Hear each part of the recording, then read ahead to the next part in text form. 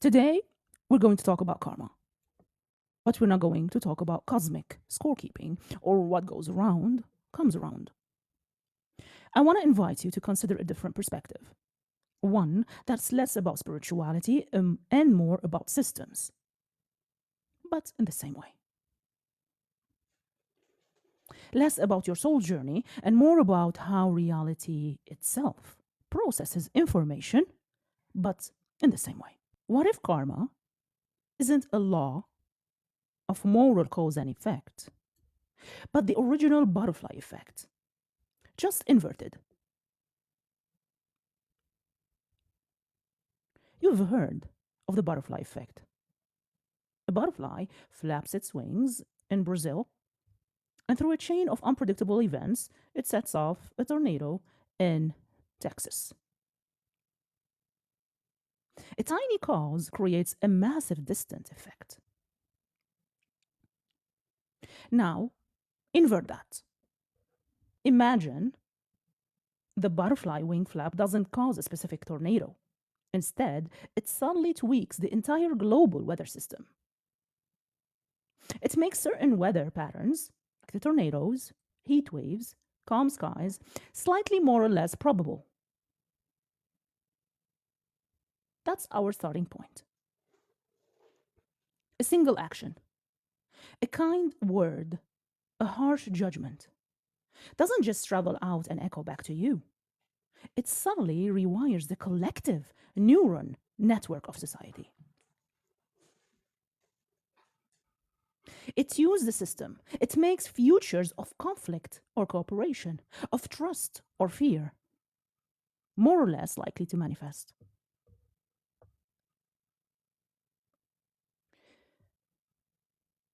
This is where it gets radical. Traditional karma is personal. It orbits the self, your debts, your soul's journey. You are the main character. But in this new lens, you are a transient fluctuation in a self correcting system. Think of society, of existence itself, as a single vast living organism.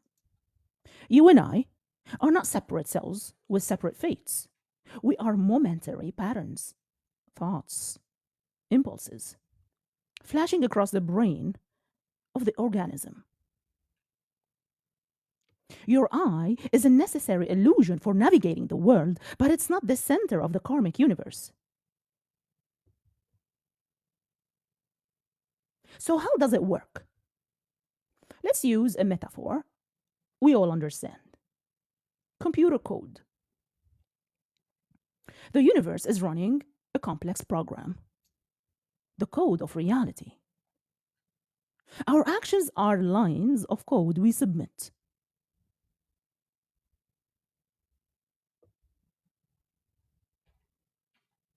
Now, a harmonious action, an act of integrity, compassion, or truth, is like elegant, efficient code. It runs smoothly.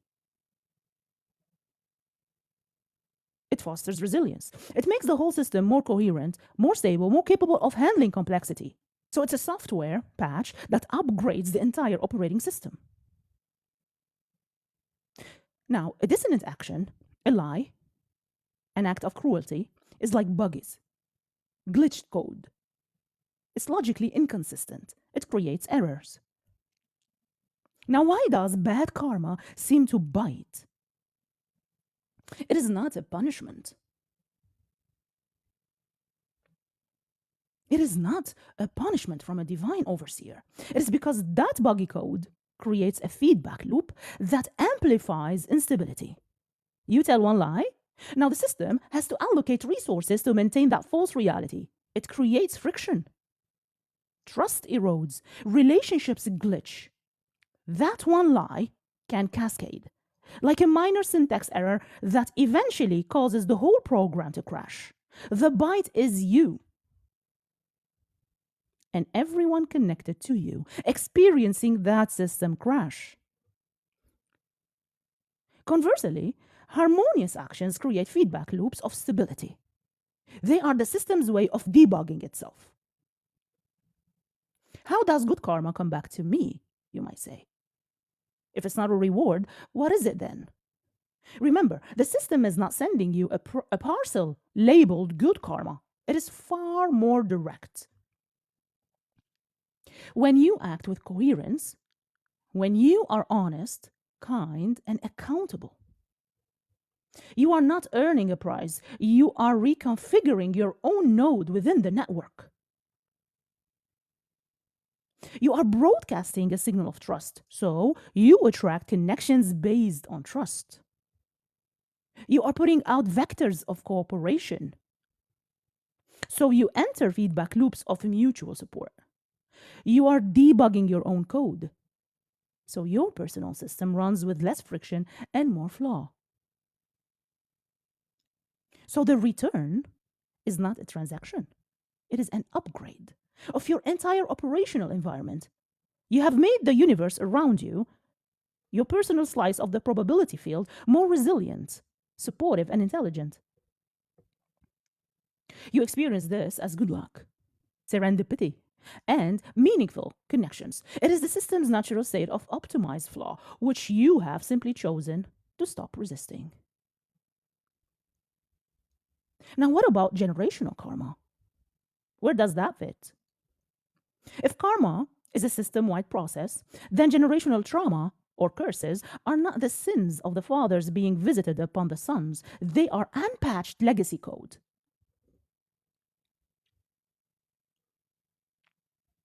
Think of a family system as a subroutine within the larger program.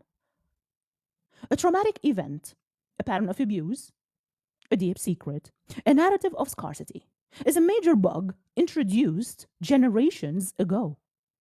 If it is never confronted, if it's never debugged, it gets copied and pasted into each new version of the code.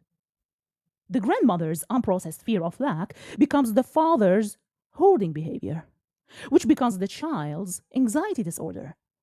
This is not mystical punishment, it is the epigenetic and behavioral inheritance of unhealed glitches.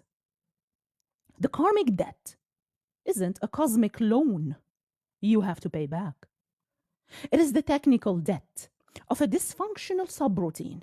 You inherit the buggy code. You did not write the original error, but you are the one now experiencing the system crashes, and you are the one with the current developer privileges to finally fix the bug. So, generational karma isn't about paying for another's sins. It is about the sobering and empowering responsibility of being the one who finally updates the code and stops the cascade of errors for all future versions. This brings us to the final and most profound question. Does this view free us or bind us tighter? On one hand, it frees us. There's no cosmic judge. No one is keeping a tally of your sins and virtues. The pressure is off. You are released from the anxiety of a personal karmic scorecard.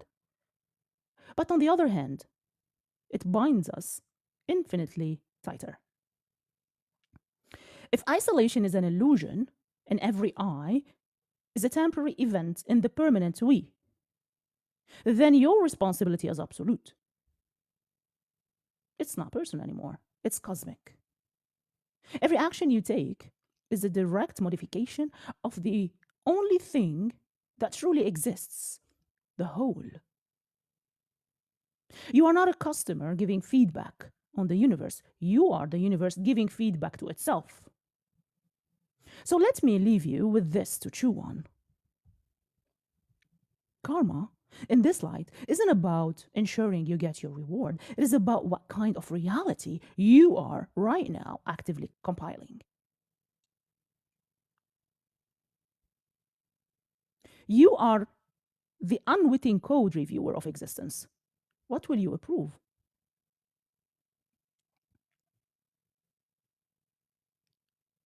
So we have established that we are part of a vast interdependent systems, and we are actions, and our actions are like codes submitted to a cosmic debugger. Now, let's get more precise.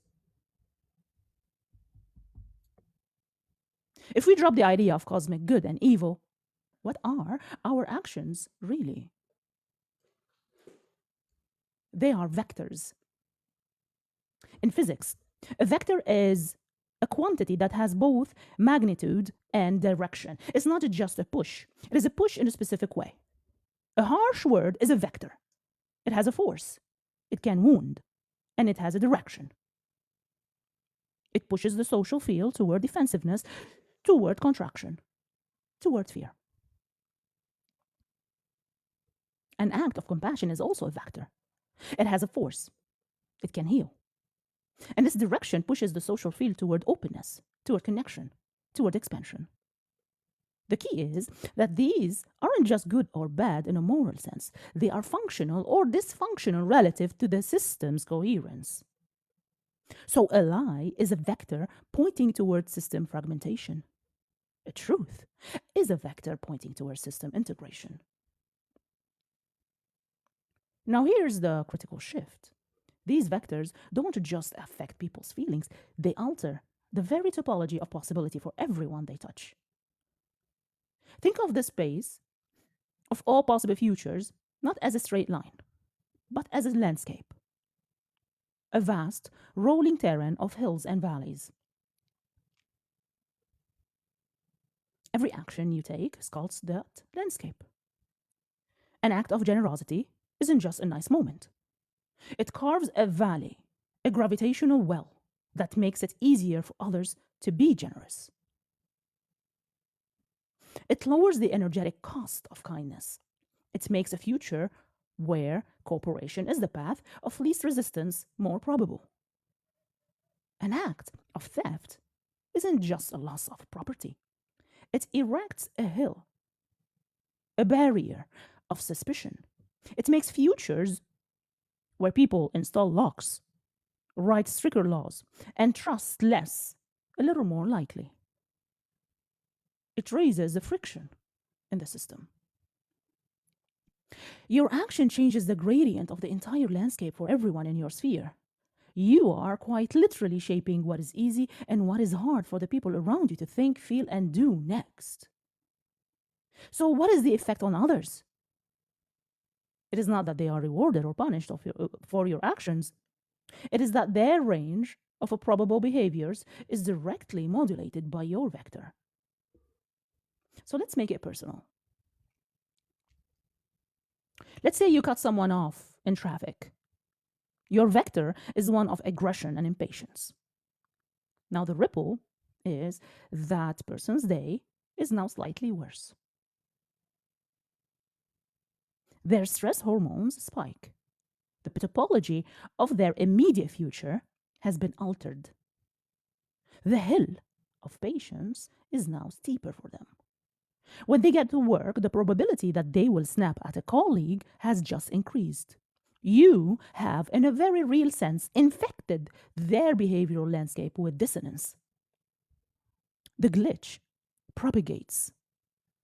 Let's say, here, another scenario, you let someone merge into your lane with a wave and a smile. Your vector is one of cooperation and grace. Now, the ripple here is that person experiences a moment of relief and connection. The valley of goodwill is deepened for them. The probability that they will extend a similar courtesy to the next person, perhaps even to you, later, in a different form, has just increased. You have injected a packet of coherence into the system. You are not just living your own life, you are a constant, active sculptor of the possibility space for your family, your community, and the entire human network. This leads to an inescapable and profound responsibility. But it's not the responsibility to be good, because you will be punished if you're not. It's the responsibility of a co-creator. You are handed a chisel every single moment. With every word, every action, every intention, you are either carving gullies that channel energy toward resilience, trust, and beauty, or heaping up rubble that leads to friction, fear, and collapse. The effect on others is that you are either expanding their horizons or contracting them. You are either making it easier for them to be their best selves, or you are throwing obstacles in their path. So the question is no longer, am I a good person? The question becomes, what kind of world am I, through my actions, making possible for others?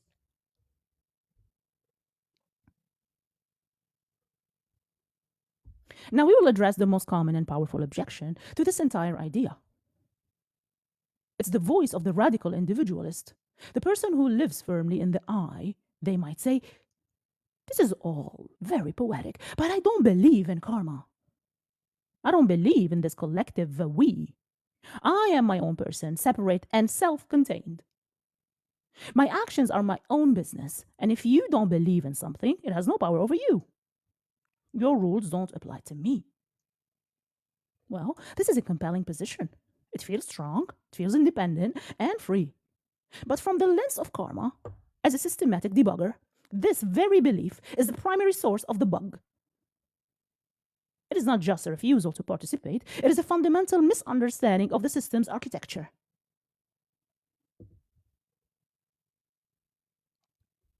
The individualist believes they have built a firewall between their I and the we. They think if I don't acknowledge the network, I am not part of it. My actions begin and end with me. But this is the core illusion. You cannot opt out of a system you are physically and energetically embedded in. Think of it this way. You can choose not to believe in gravity. Totally up to you. But if you step out of a roof, the law of gravity is not offended. It doesn't care about your beliefs. It simply executes the code. The code is, you will fall. Our interconnectedness is a law of social and energetic physics, not a spiritual belief. Your disbelief does not create a firewall. It simply makes you blind to the network traffic you are constantly generating and receiving. You are a node that insists it isn't connected, all while sending and receiving packets of energy, emotion, and consequences. The individualist says, if I don't believe, there is no effect on me. In a narrow transactional sense, this can feel true. If you don't believe in karma, you won't sit around waiting for punishment. You have freed yourself from that anxiety. But you have not freed yourself from the mechanical consequences. Your actions are still vectors. Your disbelief doesn't neutralize their direction or force. It just means you are not reading the output logs. When you act from a place of pure disconnected self-interest, you are not opting out. You are injecting a specific kind of code into the network, code that prioritizes that single node over the health of the whole. This is the definition of a virus. A virus does not believe in the body it is infecting. It just executes its programming, but the body's immune system responds anyway. The virus's effect is not contingent on the body's belief in virus. It is a mechanical outcome. So your selfish act is a viral packet. It might not immediately crash your local node. You might even profit from it in the short term. But it forces the entire system to divert resources to contain the damage you caused, resources that could have been used for growth and connection. You create friction, and you force everyone else to pay the thermodynamic tax for that friction. The final point is this. The ripple effect does not require your belief to function. Throwing a stone into a pond doesn't require you to believe in fluid dynamics for the ripples to spread. The water is the medium, and the ripple is the inevitable consequence. Consciousness, society, relationship, this is our medium. Your action, whether kind or cruel, is the stone. The person you cheat may become more distrustful of others. The employee you belittle may go home and take out their frustration on their family. The community you defraud becomes slightly more brittle, less generous, more focused on building defenses than creating connections. You have altered the topology. You have made certain futures of isolation, paranoia, and conflict more probable. And you live in that altered landscape too, whether you acknowledge it or not. The I that believes it is separate is ironically the one most profoundly shaping the we toward a reality where true connection becomes impossible. So the argument against the disconnected I is simple. Your disbelief is irrelevant. You are a part of the we, and you are affecting it with every breath. The only choice you have is whether you will debug the system or be the glitch that it eventually and inexorably works around, isolates, and corrects. Now we arrive at the sharpest point. Let's talk about the person who operates with what we might call conscious negligence, the one who acts negatively with cruelty, deceit, and pure selfishness and genuinely believes, I did nothing wrong. This is my right. My word is separate from yours. This is the ultimate expression of the immature ego. It is a psychological state that insists, I am the only real person in a world of NPCs. But the system does not recognize this delusion, and the feedback it provides is not a moral lesson, but a mechanical correction. Think of this person as a programmer who only writes code for a single isolated variable, self gratification. They believe their function runs in a vacuum, but it doesn't. It's called, by the main program, reality, 1,000 times a day. Every time they output a vector of manipulation, they receive input of distrust. Every time they output a vector of anger, they receive input of fear or resistance. Every time they output a vector of entitlement, they receive input of resentment. They are, without realizing it, building their own custom prison. The walls are made of the very reactions they provoked. They live in a world they have coded to be hostile, untrusting, and transactional, and then have the audacity to wonder, why is everyone so difficult?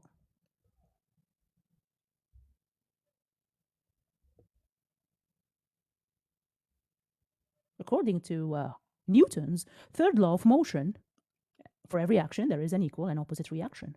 The karmic crash is not a bolt of lightning from a sky god. It is the opposite reaction manifesting in a closed, interdependent system. And because the system is complex and intelligent, this reaction can take any shape necessary to restore balance. It will not necessarily bite you in a directly symmetrical way. The man who cheats in his business will not necessarily be cheated on by his wife. That is a child's idea of justice. The reaction is more elegant and more devastating. It takes the path of least resistance through the network of cause and effect. It might manifest as a regret of lost opportunity, the friendship they could have had, the trust that would have opened doors, the collaboration that would have led to greatness. These are not abstract losses, they are real tangible futures that their own dissonant code rendered impossible. The system offered them a connection, and their buggy programming returned a 404 error, connection not found.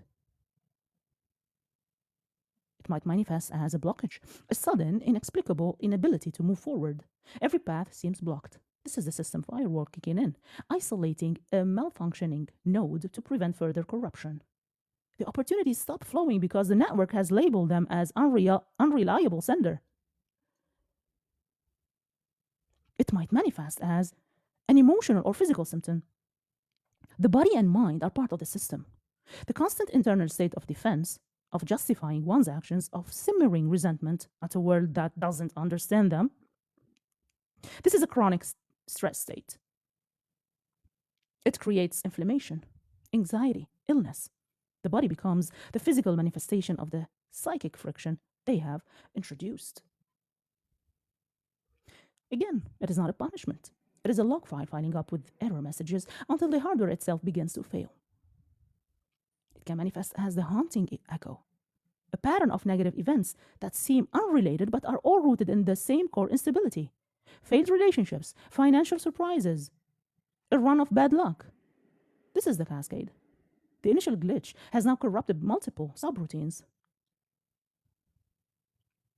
So to the person who says, I don't believe in karma, so it does not affect me, the system has a simple, brutal reply. Your belief is not a required variable in this equation. You are swimming in a notion of interdependence. You can deny the water all you want, but you will still drown in the consequences of your own turbulence. The ripple you set in motion must travel, and it will eventually find its way back to you. Not as a judgment, but as physics. It will take the form of a life that feels increasingly heavy, isolated, and brittle.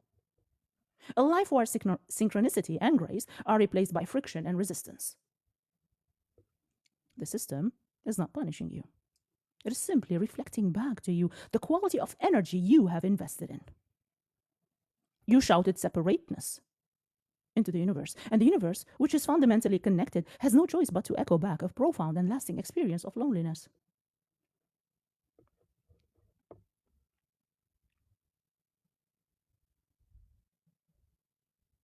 We have built this model from the ground up.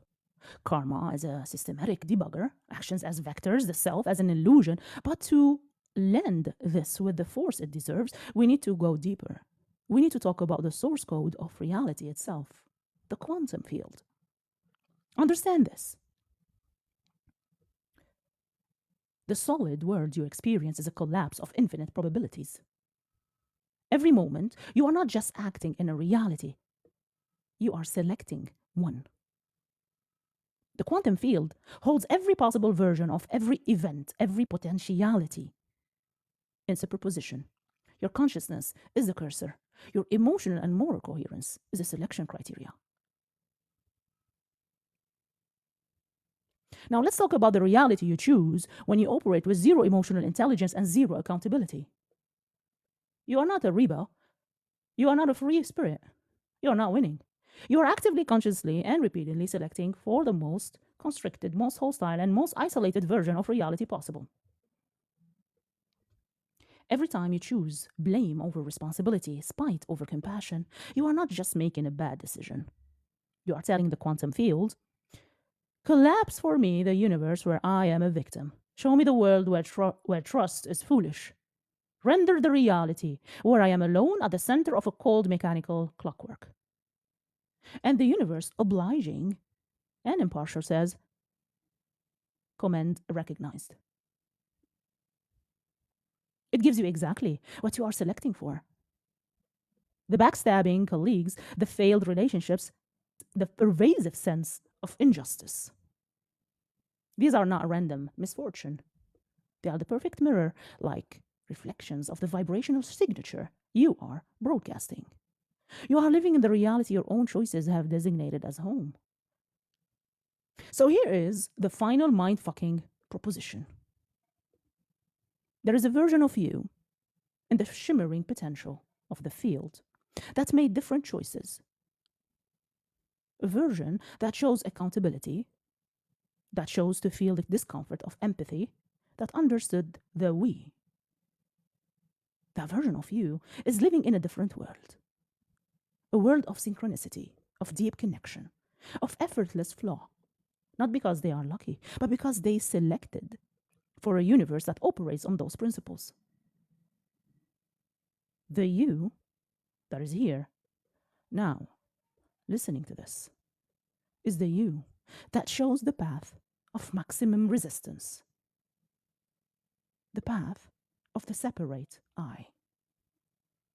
And so we end with the only question that matters.